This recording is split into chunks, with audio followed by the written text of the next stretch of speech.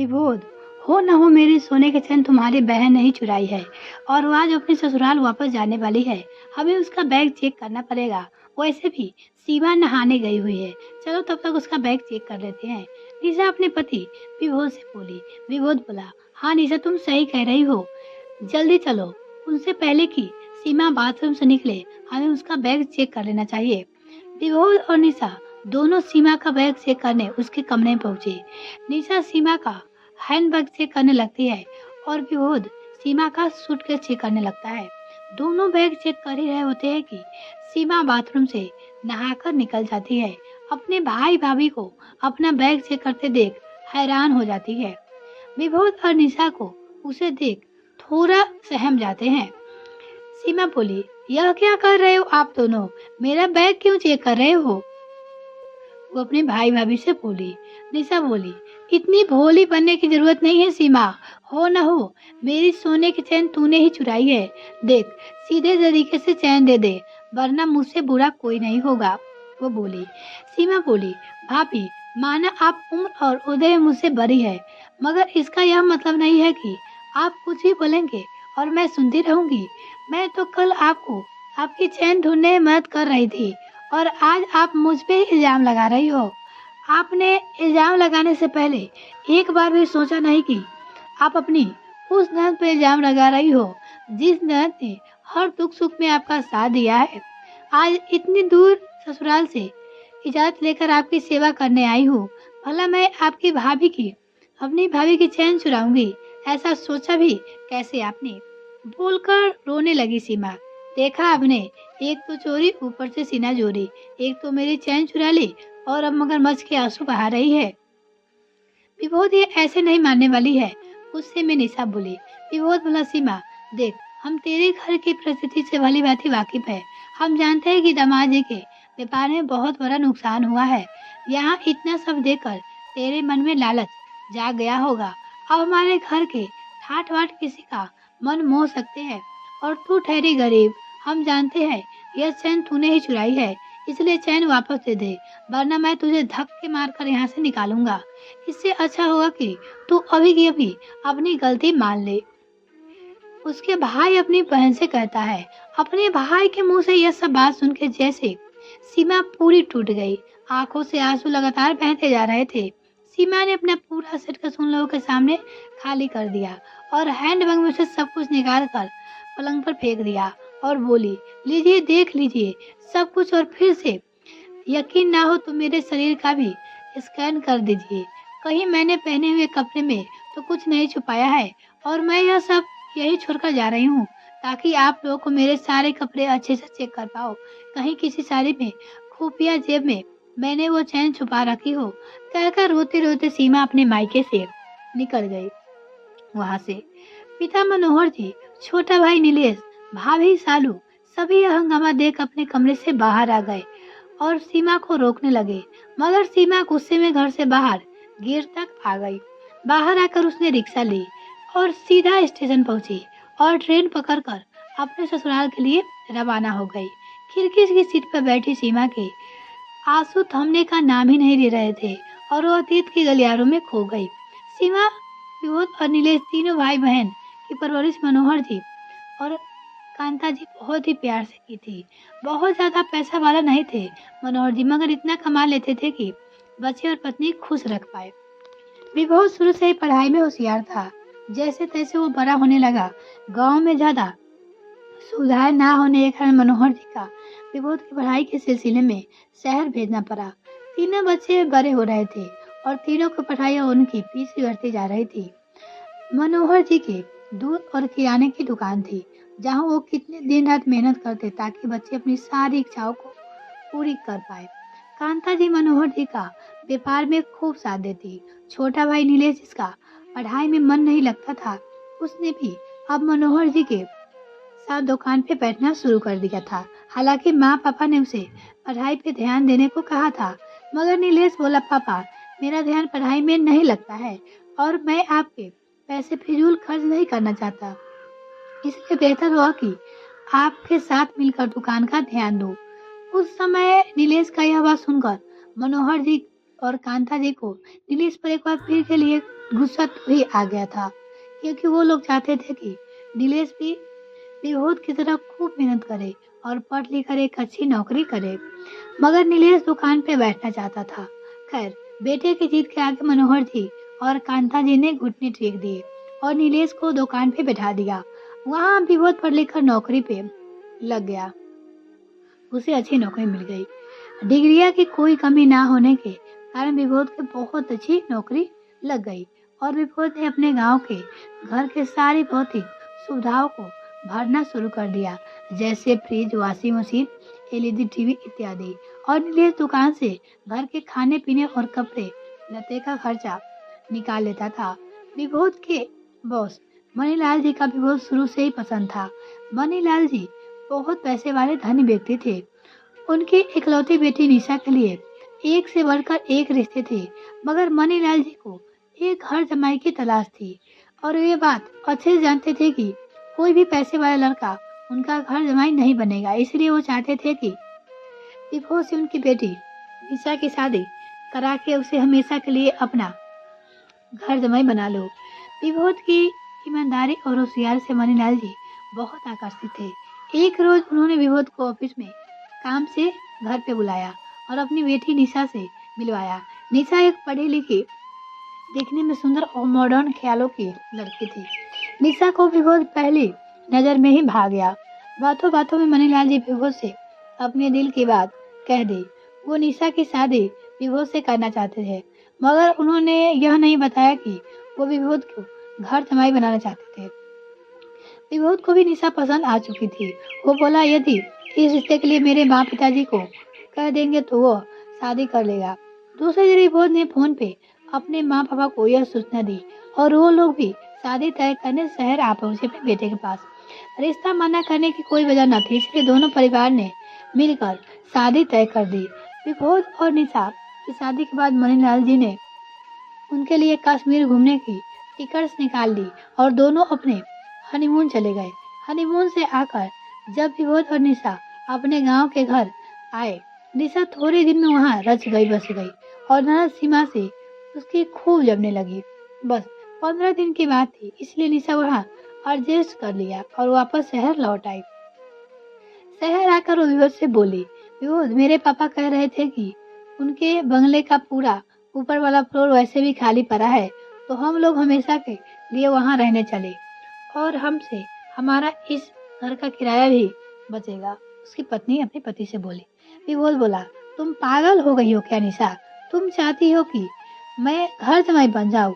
लोग और समाज वाले क्या बोलेंगे? कल के दिन मेरे माता पिता को पता चला तो मेरी क्या इज्जत रह जाएगी सभी के सामने? निशा बोली, इसमें घर जमाई वाली क्या बात है? वैसे भी वह सब हमारी ही तो है। वो बोली।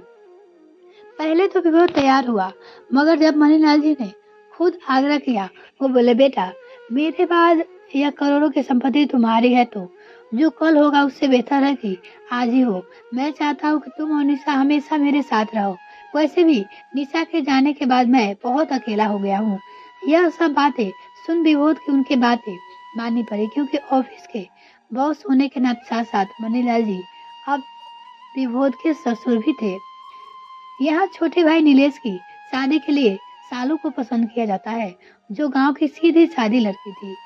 नीलेश की शादी में भी विभूत और निशा नहीं आ पाए थे, क्योंकि दोनों किसी फॉरेन ट्रिप पे गए हुए थे, जो मनीलाल ने आयोजित किया था। सालू शादी के बाद अपने सास ससुर घर सब अच्छे से संभाल लेती है। इससे सीमा बहुत खुश होती है, क्योंकि उसे वही डर है कि कल के दिन कहीं उसके माता पिता अकेले न रह जाए। मगर सालू जैसी बहू पाकर सभी बहुत खुश थे। सीमा भी अब बड़ी हो गई थी, उसके लिए भी अच्छे अच्छे रिश्ते आने लगे थे, जिसमें से एक हरीश, जो पढ़ा लिखा और संपन्न परिवार का लड़का था। उससे सीमा की शादी तय कर दी जाती है, मगर शादी के दौरान निशा प्रेग्नेंट होने की वजह से शादी में आने के लिए मना कर देती है और विभूत से कहता है कि अगर मैं वहां जाऊंगी तो निशा का ध्यान कौन रखेगा। वो भी शादी में आने से मना कर देता है। विभूत और निशा तो जैसे गांव वापस आना ही नहीं चाहते थे। हर बार उनके पास गांव न आने का एक नया बहाना होता था। विभोद भी अब निशा के रंग में पूरी तरह रंग चुका था। दोनों को गांव से कुछ मतलब नहीं रह गया था। सब देखकर भी घर वाले कुछ नहीं कहते थे, क्योंकि कोई झगड़ा नहीं करना चाहते थे। सीमा के शादी के थोड़े ही दिन बाद साहब की कांता जी का अचानक चल बसी। तब सिर्फ विभोद भैया आए थे। निशा भाभी को प्रेगनेंसी के दौरान आराम करने को कहा गया था। इसी वजह से विभोद और भैया माँ के क्रियाक्रम के बाद तुरंत वापस चले गए। थोड़े महीने बाद खबर आई कि सीमा भाभी को गर्भ में पल रहे शिशु की धड़कन ना होने की वजह से उनका अवसान करना पड़ा। इस खबर से सभी बहुत दुखी हुए। छोटी भाभी सालू ने निशा भाभी से कहा कि वो बस एक बार आ जाए तो यहाँ से उनकी सेवा कर पाएंगी, क्योंकि अवसान के बाद बहुत कमजोरी आ जाती है। विभोद कार में बिठाकर निशा को यहाँ ससुराल ले आया और विभोद ने यहाँ और सुख सुविधाएं भर दी ताकि निशा का कोई कर ना रह पाए।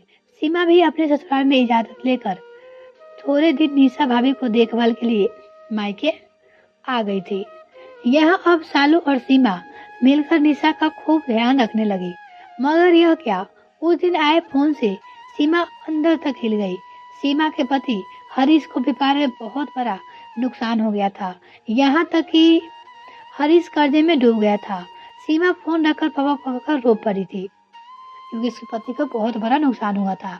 छोटे भाई नीलेश और भाभी सालू ने सीमा को सांत्वना दी और बोले, पगली फिक्र मत कर, तेरे दो भाई है, हम लोग तेरी मदद जरूर करेंगे।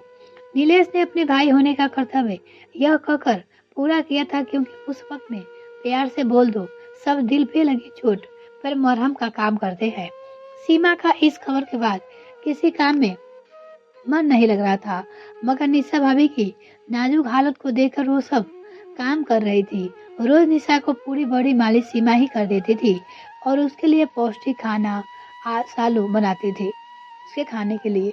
आज भी सीमा ने निशा की बॉडी मालिश की और निशा बाथरूम से नहाकर आई तो सामने सोने की चैन ढूंढने लगी। वो बोली, मैंने रोज की तरह चैन निकाल कर यहीं ड्रॉर में रखी थी। सीमा भी निशा को चैन ढूंढने में मदद करने लगी, मगर चैन कहीं नहीं मिली, वो कहीं गुम हो गई थी। सालू रसोई से आई तो बोली, मेरी काम वाली जमुना यहाँ काम कर रही थी, मगर वो तो हमारे यहाँ से तब से जब से सीमा नीलेश और विभोद भैया की शादी भी नहीं हुई थी। वो ऐसा क्यों करेगी? वो बोली। किसी को कुछ समझ में नहीं आ रहा था और यहाँ निशा का माथा ठनक गया था, क्योंकि 40 ग्राम की सोने की चैन गायब हो जाना कोई छोटी बात नहीं थी। इसलिए वो बहुत परेशान हो गई थी। उसे उस रात नींद भी नहीं आई, क्योंकि निशा को सीमा पे शक होने लगा था और दूसरे दिन सीमा अपने ससुराल जाने वाली थी। इसलिए दूसरे दिन उसने सीमा के बाथरूम जाने के बाद विभोद से कहकर उसके बैग की तलाशी ली और उसे यूं अपमानित होना पड़ा था। ट्रेन में हॉर्न की आवाज से सीमा वर्तमान में लौटी। उसके ससुराल का शहर आ गया था। जैसे ही सीमा ससुराल लौटी, उसकी सास गंगा जी बोली, बेटा तेरा सामान कहाँ है? गंगा जी बहुत अच्छी महिला थी। सीमा ने शादी के बाद उन्होंने बेटी जैसा प्यार दिया था उसे। गंगा जी के इस सवाल पे सीमा फिर से रो पड़ी और उसने सारी घटना अपनी सास को बता दी। गंगा जी को यह सुनकर बहुत दुख हुआ और उन्होंने सीमा को गले से लगा लिया और राम से कहने कहा। सीमा जाकर अपने कमरे में लेट गई, मगर उसकी आंखों में नींद गायब थी। उसे नींद नहीं आ रहा था, क्योंकि उस पर इतनी बड़ी इल्जाम से लगी थी। रात को जैसे हितेश घर आया, उसने सारी बातें हितेश को बताई और बोली, हितेश तुम्हारा व्यापार क्या डूबा? मेरे भाई भाभी ने मुझे चोर घोषित कर दिया। यह भी नहीं सोचा कि मैं यहाँ से इतनी दूर सिर्फ भाभी की सेवा करने गई थी। हितेश बोला, दुखों के दिन में लोग अकेला छोड़ देते हैं। यह बात तो सुनी थी निशा, मगर चोरी का इल्जाम लगा देगी यह आज देखा। तुम फिक्र मत करो सीमा, यह हालत भी जरूर बदलेगी और वापस हमारी नैया किनारे पे आ जाएगी। उसके पति बोले। सीमा बोली, आज से मेरा बड़े भाई भाभी से रिश्ता खत्म नहीं थे। मुझे उन लोगों का मुंह भी नहीं देखना। और रही बात तुम्हारे व्यापार की, तो हम दोनों मिलकर फिर से मेहनत करेंगे और अपना व्यापार फिर से जमाएंगे। वहाँ जैसे ही छोटे भाई नीलेश और भाभी सालू को ये सब बातें पता चली, दोनों ने सीमा को बहुत फोन किए, मगर सीमा ने किसी का फोन नहीं उठाया। यहाँ तक कि अपने पापा मनोहर जी का भी नहीं, वो नहीं रिसीव की। मनोहर जी को अपने बड़े बेटे का यह व्यवहार देख बहुत दुखी हुआ था, मगर वो बेचारे अब कर भी क्या सकते थे। भाभी सालों हर हफ्ते सीमा को फोन करती, मगर सीमा किसी का फोन उठाने को तैयार नहीं थी।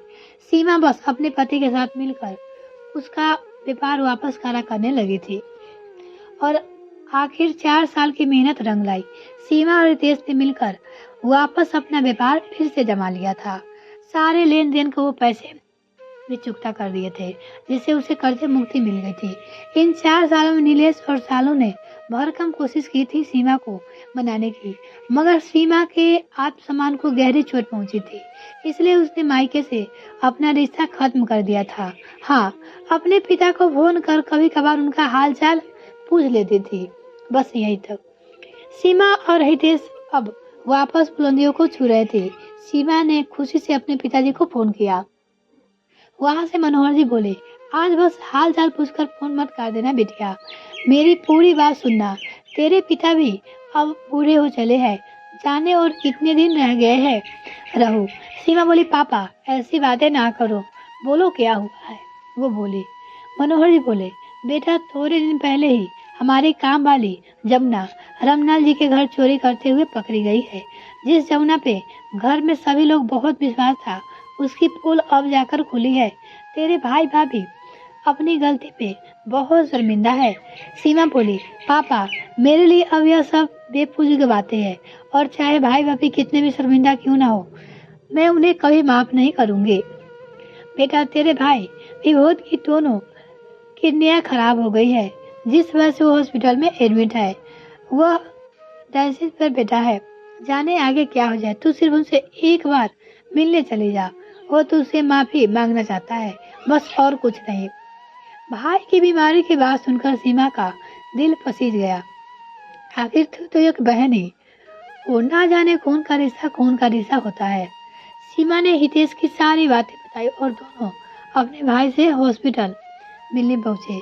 विभोद और निशा दोनों सीमा को यूं अचानक देख बहुत खुश हो गए। दोनों ने सीमा से माफी मांगी, अपनी बहन और ननद से। उतने में नीलेश और सालू भी आ गया। सभी एक दूसरे को इतने सालों बाद देख रहे थे, सभी की आंखों में आंसू बह रहे थे। बातों बातों में नीलेश से पता चला कि सभी ने अपनी किडनियां चेक करवा ली है, मगर किसी की किडनी मैच नहीं कर पा रही है। सीमा ने भी अपनी किडनी देने के लिए अपना चेकअप करवाया और सीमा की किडनी मैच कर गई। सीमा ने विभोद को अपनी किडनी देकर उसकी यानी अपने भाई की जान बचाई। आज तो विभोद और निशा शर्मिंदगी कारण जमीन में धंसे जा रहे थे। अब उसे गलती का एहसास हो गया था। यह कहानी आपको कैसी लगी कमेंट सेक्शन में लिखना ना भूलें। वीडियो को देखने के लिए बहुत बहुत धन्यवाद।